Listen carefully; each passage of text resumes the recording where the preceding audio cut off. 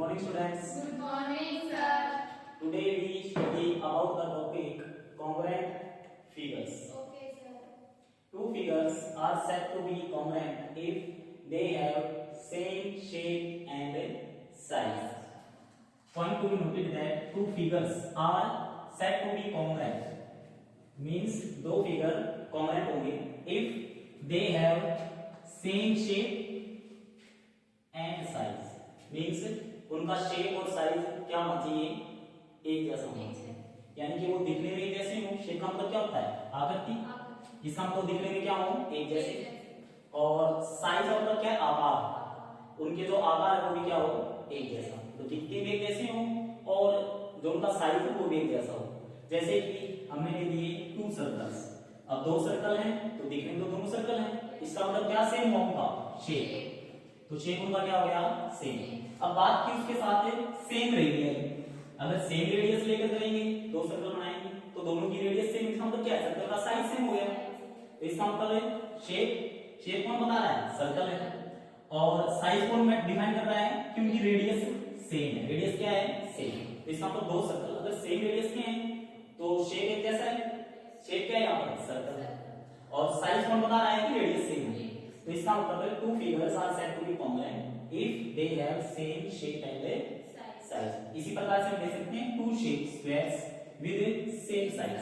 आपके पास दो स्क्वायर है तो शेप तो ये होगी, स्क्वायर क्या बता रहा है, शेप। शेप दोनों की क्या है, सेम, और यहाँ पे क्या बता रहा है, सेम साइज। तो इसने क्या बताया, साइज, कि साइज दोनों का क्या होगा, सेम। अगर आपको यहाँ पर एग्जांपल देना हो ऐसे दो फिगर्स का जो कॉन्ग्रुएंट नहीं है, तो इसका मतलब या तो पहली कंडीशन या फिर उसकी दूसरी कंडीशन, इसमें से कोई भी एक कंडीशन क्या हो जाए, फेल हो जाए, या फिर दोनों फेल हो जाए। तो अगर किसी एग्जांपल के अंदर पहली कंडीशन फेल हो जाती है या दूसरी फेल हो जाती है या फिर दोनों ही फेल हो जाती है, तो उस केस में क्या कहेंगे कि फिगर्स आर नॉट कॉन्ग्रुएंट। तो फिगर्स होंगे वो कॉन्ग्रुएंट नहीं होंगे। ठीक है, एग्जांपल दो, फिर ऐसे फिगर का एग्जांपल दो जिनके शेप अलग अलग हो, जैसे एक सर्कल और स्क्वायर। तो शेप अलग हो गया, कॉन्ग्रुएंट नहीं, साइज देखने की आवश्यकता ही नहीं पड़ी। अब ऐसे फिगर बताओ जो सेम शेप रखते हैं परंतु साइज अलग अलग है। तो सर्कल है 5 सेंटीमीटर की रेडियस, 7 सेंटीमीटर की रेडियस ले लेंगे। तो एक सर्कल लेंगे 5 का और एक लेंगे 7 सेंटीमीटर का। तो है तो सर्कल ही दोनों सेम है परंतु साइज अलग है, साइज अलग है, तो इसका मतलब वो फिगर्स कॉन्ग्रुएंट नहीं है। अब आपको एक ऐसा एग्जांपल बताना है जिसके अंदर शेप भी अलग है और साइज भी अलग है। ठीक है, तो ऐसा फिगर बताओ तो दिखने में एक जैसे भी नहीं है और साइज भी जैसे नहीं रखते। अब देखो दिखने में एक जैसे नहीं है तो साइज तो एक जैसा हो ही नहीं सकता। यस सर, सर्कल और ठीक है, तो इसका मतलब सर्कल स्क्वायर हो गया, सर्कल के साथ ट्रायंगल हो गया।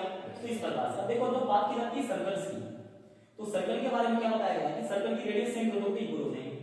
परंतु अगर बात की जाए यहाँ पर ट्रायंगल की, जो कांसेप्ट हम 10वीं क्लास के अंदर सीखेंगे, ठीक है, 9वीं में सीखा हमने, 10वीं में सीखेंगे। फिर 10वीं में क्या पढ़ना है, सिमिलरिटी ऑफ ए ट्रायंगल्स, और उसका बेस कहां से शुरू होगा, कॉन्ग्रुएंट ट्रायंगल्स। कहां से शुरू होगा, कॉन्ग्रुएंट ट्रायंगल्स। अब देखो ट्रायंगल्स दे रखी है, इसको और पढ़ने। Yes sir. तो बेटे अब हम पढ़ेंगे किसके बारे में, कॉन्ग्रुएंट ट्रायंगल्स के बारे में। तो अब हम बच्चों क्या पढ़ेंगे, कॉन्ग्रुएंट ट्रायंगल्स। तो कॉन्ग्रुएंट फिगर्स की जो डेफिनेशन थी ना, वहां पर फिगर्स को हटाकर आपको क्या लगाना है, केवल ट्रायंगल। ठीक है, अब देखो अगर डेफिनेशन की बात करें तो कॉन्ग्रुएंट ट्रायंगल हो, कॉन्ग्रुएंट सर्कल्स हो, तो कोई फिगर हटाकर बस उसका नाम रख दें। तो यहाँ पे क्या रखेंगे, फिगर की जगह, क्योंकि आपके पास फिगर क्या है, आपकी ट्रायंगल। तो डेफिनेशन क्या हुई, two triangles are said to be congruent if they have same shape and size। अब देखो हमें सर्कल की कॉन्ग्रुएंसी के बारे में पढ़ने की जरूरत नहीं पड़ी थी, और फिगर्स की नहीं पड़ी, ट्रायंगल की भी पड़ी। अब देखो नाम तो ट्रायंगल दोनों का, पर दिखने में ट्रायंगल अलग अलग हो सकती है। पर सर्कल होंगे दिखने में एक जैसे होंगे, स्क्वायर होंगे दिखने में एक जैसे होंगे, रेक्टेंगल्स होंगे दिखने में एक जैसे होंगे। पर बात तो किसकी की जाए, ट्रायंगल्स की। तो है तो ट्रायंगल, नेम के अकॉर्डिंग तो ट्रायंगल है, पर फिगर के अकॉर्डिंग, सॉरी फिगर के अकॉर्डिंग तो ट्रायंगल है, पर अगर बात की जाए किसके अकॉर्डिंग, उनके शेप और साइज दिखने में अलग हो जाएंगे। साइज अलग हो सकता है छोटी बड़ी, और शेप भी अलग हो सकती है। शेप का मतलब ये नहीं कि ट्रायंगल ही है, आकृति कैसी दिखनी चाहिए। जैसे कि अगर बात करें, एक ट्रायंगल मैंने ये ले लिया, कैसी ट्रायंगल है ये, राइट ट्रायंगल। कौन सी ट्रायंगल है वो, राइट ट्रायंगल। पहले इसको क्या कहते थे, राइट एंगल ट्रायंगल, इसका ओल्ड नेम हो क्या था, राइट एंगल ट्रायंगल। अब क्या कहते हैं मॉडर्न में, राइट ट्रायंगल। ठीक है, राइट मतलब राइट एंगल, ट्रायंगल मतलब ट्रायंगल, जिस ट्रायंगल में राइट एंगल हो, और ट्रायंगल के अंदर मैक्सिमम एक ही राइट एंगल हो सकता है, एक से ज्यादा नहीं होते। ठीक है, एक ट्रायंगल हमने ले ली है, अब इसकी दो साइड बराबर है तो इसको क्या कहेंगे, आइसोसेलेस ट्रायंगल। क्या कहेंगे, आइसोसेलेस ट्रायंगल। ठीक है, अब देखो ये भी ट्रायंगल है, ये भी ट्रायंगल है, ठीक है, अलग अलग दिख रही है तो नाम से जज नहीं करना है शेप को। ठीक है, तो दिख तो अलग अलग है, साइज भी अलग अलग है, तो इसका मतलब है हमें आवश्यकता है इनके बारे में स्टडी करने की, इसलिए हम स्टडी करते हैं इसके बारे में, कॉन्ग्रुएंट ट्रायंगल्स। इसके बारे में, कॉन्ग्रुएंट ट्रायंगल्स के बारे में। तो सबसे पहले कुछ रूल हैं वो देखते हैं कि ऐसे कौन कौन से रूल इस दोनों के अंदर अप्लाई किए जाएं कि दोनों एक जैसे दिखें और साइज एक जैसा हो जाए। ठीक है, तो जो सबसे पहला रूल हम करते हैं वो क्या होता है, एस एस एस। एस का मतलब होता है साइड। अगर दोनों ट्रायंगल्स की साइड्स क्या हो जाए, सेम हो जाए। ठीक है, दोनों ट्रायंगल की साइड क्या हो जाए, सेम, एस एस एस। तो इसका मतलब फिर ये दोनों ट्रायंगल एक जैसे दिखेंगे। ठीक है, तो ट्रायंगल्स कौन से होंगे फिर वो, कॉन्ग्रुएंट।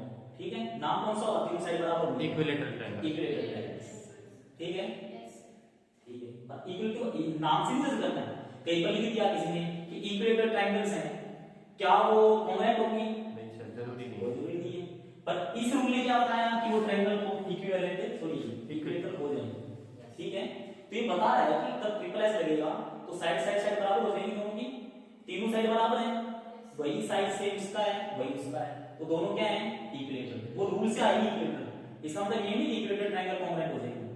ठीक है, इसके बाद जो नेक्स्ट रूल आएगा वो आएगा साइड एंगल साइड। क्या है बोलो, अब ये रूल क्या हुआ, देखो तो सिंपल है, साइड साइड साइड, तीनों साइड बराबर हो जाएंगे। तीनों साइड कौन सी, क्रॉसपोंडिंग, कौन सी बोलो, क्रॉसपोंडिंग साइड बराबर, तीनों साइड बराबर तो क्रॉसपोंडिंग की देखने जो तरीके वहां पर। ठीक है, तो यहां पर जो रूल है अगला सेकंड रूल वो क्या कहता है, S A S, side angle side. और आप ध्यान से देखोगे तो दो साइड के बीच में एंगल आ रहा है, दो साइड के बीच में एंगल आ रहा है, तो इसका मतलब ऐसी ट्रायंगल्स बनानी पड़ेंगी जिनकी क्रॉसपोंडिंग तो साइड ले जाए, मान लो एक साइड ये ले ली, एक साइड ये ले ली, तो ये साइड इसके इक्वल, ये साइड इसके इक्वल। अब सिंगल डैश का मतलब सिंगल सिंगल की इक्वल, डबल डबल की इक्वल, तो ये साइड इसकी ये साइड, तो इंक्लूडिंग एंगल, इनके बीच में जो एंगल बन रहा है, अब देखो दो साइड को अगर आप ज्वाइन करोगे तो बीच में एक एंगल बनता है हमेशा। ठीक है, एंगल बनाने के लिए दो आर्म्स होती हैं, वो आर्म्स किसका काम करती हैं, साइड्स का ट्रायंगल का एंगल। तो यहां पर देखोगे तो एक एंगल ये बन रहा है और एक एंगल है ये बन रहा है। तो अब देखो यहां ये साइड ये और बीच में इंक्लूडिंग एंगल, तो टू साइड्स इंक्लूडिंग एंगल अगर इक्वल हैं तो दो ट्रायंगल्स आपकी क्या हो जाएगी, कॉन्ग्रुएंट हो जाएगी। ठीक है, अब इस रूल को डिफाइन कैसे करें, लिखें कैसे, तो लिखना बिल्कुल सिंपल है, आपको बस दिमाग में चीजें कंस्ट्रक्ट करनी है। वो क्या है कि बीच में एंगल आ रहा है, बीच में क्या आ रहा है, एंगल, और साइड की बात हम करते हैं वो कौन सी साइड्स हैं, क्रॉसपोंडिंग साइड्स। कौन सी साइड्स हैं, क्रॉसपोंडिंग साइड्स। तो कैसे बोलेंगे, देखो ये फर्स्ट ट्रायंगल है और ये आपकी सेकंड ट्रायंगल है। ठीक है, तो इसको ट्रायंगल कहेंगे, इसको अनदर ट्रायंगल कह देंगे या अदर ट्रायंगल कह देंगे, या फिर आप कह सकते हो फर्स्ट ट्रायंगल और सेकंड ट्रायंगल। तो उसको जब बोलने की बात आएगी, रूल लिखने की बात आएगी कि ऐसे ऐसे रूल लिख के दिखाओ, तो हम कैसे लिखेंगे, two triangles are said to be congruent if their corresponding, क्या लिखेंगे, if two sides of one triangle, two sides of a one triangle are equal to two sides of other triangle, corresponding sides of other triangle and included angles are equal. क्या लिखेंगे दोबारा सुनिए, two triangles are said to be congruent if two sides of one triangle and included angle, ठीक है, are equal to corresponding two sides and including angle of other triangle. ठीक है, लिख लोगे, ठीक है। अगला रूल जो आता है तीसरा, वो तीसरा रूल क्या कहता है, अब देखो जब दो साइड है उसके बीच में एंगल बनता है, आपको पता है ये बात। तो देखो अगर दो एंगल होंगे तो उनके बीच में साइड भी तो आएगी। देखो कैसे, जैसे ये दो साइड थी तो उनके बीच में एंगल बनता है, तो ऐसे ऐसे हो सकता है। अब देखो अगर दो एंगल बने, मान लो एक एंगल यहाँ बन रहा है और एक एंगल यहाँ बन रहा है, तो उनको इंक्लूड करने वाली साइड भी तो है। तो इसका मतलब अगला रूल क्या होगा फिर, ए एस ए। तो इसमें क्या होगा, two angle and including side, two angle and. अब टू एंगल मतलब एक ट्रायंगल है, यहाँ पर दूसरी ट्रायंगल बनाएंगे इसी प्रकार से। पहली ट्रायंगल के लिए दो एंगल इंक्लूडिंग साइड, दूसरी ट्रायंगल के लिए कोरस्पोंडिंग दो एंगल और इंक्लूडिंग साइड क्या हो जाए, इक्वल। क्या हो जाए बोलो, जैसे कि तीसरे रूल के लिए जो फिगर बनेगी वो मान लो ऐसे बना दिया आपने, ये ऐसे बना दिया। अब यहाँ पर देखो ये एंगल और ये एंगल लिया, इंक्लूडिंग साइड कौन सी लूंगा मैं, ये वाला, यही लेंगे ना। यहाँ पर आपने ये एंगल और ये एंगल लिया तो इंक्लूडिंग साइड कौन सी होगी बोलो, ये वाली। ठीक है, अब देखो ट्रायंगल घूम भी तो सकती है। कई बार क्या होता है, फिगर ये इस फिगर को उल्टा बना के दे दिया, दिखने में जैसे ये साइड की उल्टी लिख रखी है। ठीक है, तो चीज याद रखनी है, ये भी देखकर पता चल जाएगा आपको कि कॉन्ग्रुएंट है या नहीं है। ठीक है, तो ये रूल होते हैं जो हमें अप्लाई करने होते हैं ये चेक करने के लिए कि जो फिगर्स हैं आपकी वो कॉन्ग्रुएंट है या नहीं। इसके बाद जो अगला रूल आता है उसके बारे में डिस्कस करते हैं, जो सबसे इंपॉर्टेंट है RHS। क्या रूल है बोलो, RHS। अब R का मतलब क्या है, R से मतलब है राइट, राइट बोले तो 90 degree angle right angle. S से मतलब है हाइपोटेन्यूज, ठीक है, और S से मतलब है साइड। तो H का मतलब क्या है,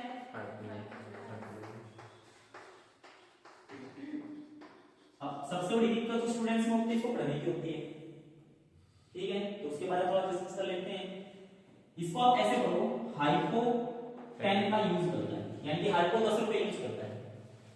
ठीक है, तो हाइपो 10 यूज, अरे कोई इकट्ठा बोलो एक साथ, हाइपो 10 यूज। क्या नाम इसका, हाइपो 10 यूज। तो इसका मतलब उच्चारण ठीक हो गया प्रोनाउंसिएशन, हाइपो 10 रुपए यूज करता है, हाइपो 10 यूज करता है। तो क्या पढ़ेंगे इसे, हाइपो 10 यूज। क्या बोलेंगे बोलो, हाइपो 10 यूज। ठीक है, तो देखो दो ट्रायंगल्स हैं, एक एंगल क्या है, राइट एंगल, ये क्या है, हाइपोटेन्यूज, और एस क्या है, साइड। तो एक ट्रायंगल ये बना दिया हमने और एक ट्रायंगल ये बना दिया। अब ये 90 डिग्री है, ये 90 डिग्री है, तो एक एंगल तो मिल गया 90 डिग्री का, मिल गया भाई। इसके अपोजिट हमेशा h होता है, 90 का अपोजिट क्या होता है, h। तो ये दोनों h दोनों के बराबर होनी चाहिए, यानी कि ये किसके बराबर होना चाहिए, इसके। अब कोई भी एक साइड, अब ये दोनों साइड बराबर हो सकती हैं, ये दोनों भी बराबर हो सकती हैं। वहां पर साइड के लिए कुछ नहीं लिखा है, क्या लिखा है, क्रॉसपोंडिंग कोई भी एक साइड। तो मान लो हमने क्रॉसपोंडिंग बेसिक बराबर ले लिया, तो ये साइड का काम करेगा, ये भी साइड का काम करेगा। ठीक है, कोई बच्चा यहां पर लिख रहा है बराबर ले रहा है, इक्वल ले रहा है, तो भी काम करेगा। यानी कि राइट मतलब राइट एंगल, h का मतलब हाइपोटेन्यूज और s का मतलब क्या होता है, साइड। तो RHS रूल कब लगेगा, जब दोनों राइट एंगल ट्रायंगल होगी, पहली बात तो ये। ठीक है, क्यों 90 डिग्री चाहिएगा, दोनों के h इक्वल होंगे और कोई एक कोरस्पोंडिंग साइड क्या होगी, इक्वल। तो उस केस में हम क्या करेंगे कि कौन सा रूल लग रहा है, RHS। कौन सा रूल लग रहा है बोलो, RHS। बस आज के लिए इतना ही काफी है, बाकी अगली क्लास में